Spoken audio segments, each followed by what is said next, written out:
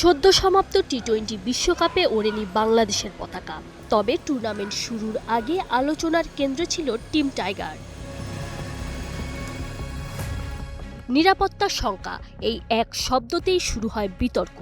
ভারতে দল পাঠাতে রাজি হয়নি বাংলাদেশের অন্তর্বর্তীকালীন সরকার। আইসিসিও খুব বেশি মাথা ঘামায়নি। শেষ পর্যন্ত বাংলাদেশের জায়গায় টুর্নামেন্টে জায়গা পায় স্কটল্যান্ড। সিদ্ধান্তটা শেষ পর্যন্ত ছড়িয়ে পড়ে ক্রিকেট বিশ্বের আলোচনায়। বাংলাদেশের প্রতি অন্যায় হচ্ছে এমন অভিযোগ তুলে পাকিস্তানও ঘোষণা দেয় ভারতের বিপক্ষে ম্যাচ না খেলার। আর সেই মুহূর্তেই বিশ্বকাপের উত্তেজনা ছাপিয়ে আসে কূটনৈতিক টানাপোড়েন। প্রশ্ন ওঠে, সত্যি কি টুর্নামেন্ট ঠিকঠাক মাঠে গড়াবে? বিশ্বকাপ শেষ হওয়ার পর অবশেষে এ নিয়ে মুখ খুললেন আইসিসি চেয়ারম্যান জয় শাহ। মুম্বাইয়ে এক অনুষ্ঠানে আকারে ইঙ্গিতে বাংলাদেশ আর পাকিস্তানকে বোঝানোর চেষ্টা করেছেন কোনো দলের চাপেই আইসিসির নতি স্বীকার করবে না। তার মতে কোনো দলই আইসিসির চেয়ে বড় না।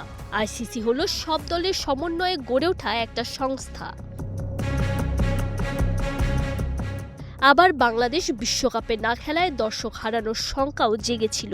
তবে এখানেও জয় শাহ জানিয়ে দিলেন, বিশ্বকাপ নিয়ে দর্শকদের আগ্রহ তো কমেইনি, বরং সব বিতর্কের মাঝেও দর্শকদের আগ্রহ ভেঙেছে নতুন রেকর্ড। এবারের বিশ্বকাপে একযোগে সর্বোচ্চ ৭২ লাখ মানুষ খেলা উপভোগ করেছেন। স্পষ্টতই ক্রিকেটের তিন মোড়লকে আইসিসি সর্বোচ্চ সুযোগ সুবিধা দেয়, বিশেষ করে ভারতকে। তবে এ নিয়েও যদি বাকি কোনো দল আপত্তি জানায়, তাতেও যে ক্রিকেটের সর্বোচ্চ নিয়ন্ত্রক সংস্থা খুব বেশি ভ্রুক্ষেপ করবে না, সেটাই বুঝিয়ে দিলেন জয় শাহ। Tanzim Oishi, Star news.